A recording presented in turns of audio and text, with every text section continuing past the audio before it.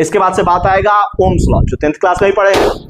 तो Ohm's law क्या बोलता है कि अगर फिजिकल कंडीशन को क्या रख दिया जाए, सेम रख दिया। फिजिकल कंडीशन मतलब at constant temperature, pressure, volume, length, cross sectional area, nature of material बोलते हैं, ये सारे पैरामीटर को क्या रख दे, कांस्टेंट। तो वोल्टेज अप्लाइड डायरेक्टली प्रोपोर्शनल क्या होता है, current flow in the conductor. Voltage applied directly proportional to current हो जाता है। यहां पे प्रोपोर्शनलिटी साइन हटाते हैं तो क्या आता है, एक कांस्टेंट आता है जिसको क्या बोलेंगे आगे चल के, प्रोपोर्शनलिटी कांस्टेंट या रेजिस्टेंस बोलेंगे। तो आर बराबर हम क्या लिख सकते हैं बताओ, V by I.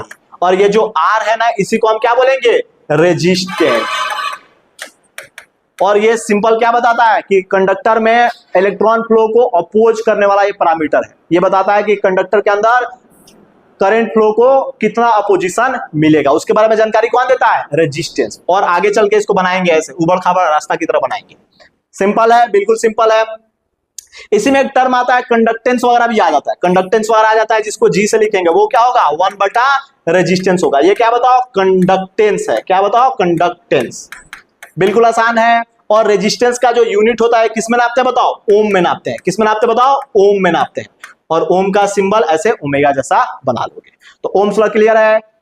Eight constant temperature, pressure, volume, या सिंपल शॉर्ट में बोलना होता तो at constant temperature voltage apply directly proportional to current, simple. और यहाँ पे प्रोपोर्शनलिटी साइन हटाते हैं तो क्या आता है, कांस्टेंट आता है जिसको क्या बोलते हैं, रेजिस्टेंस बोलते हैं। ठीक है, बात करोगे रेजिस्टेंस का, तो रेजिस्टेंस क्या होता है बताओ, rho L by A.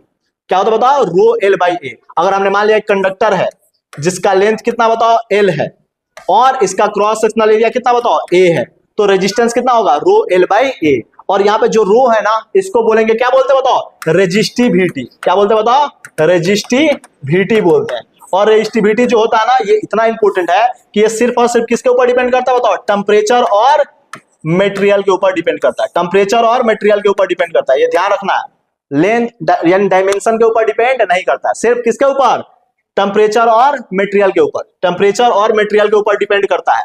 Dimension यानी लेंथ और क्रॉस सेक्शनल एरिया के ऊपर डिपेंड करता है क्या, रेजिस्टिविटी नहीं। जेईई मेंस ने उठाया था क्वेश्चन, ध्यान रखना। बात करेंगे इसी में, तो एक टर्म आता है कंडक्टिविटी। तो कंडक्टिविटी क्या होता है, उल्टा होता है किसके, रेजिस्टिविटी के। रेजिस्टिविटी के क्या होता है बताओ, उल्टा होता है।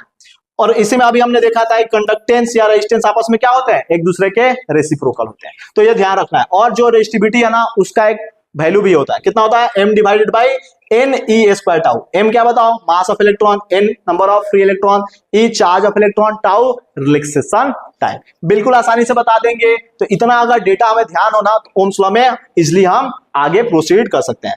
तो एक हम फॉर्मूला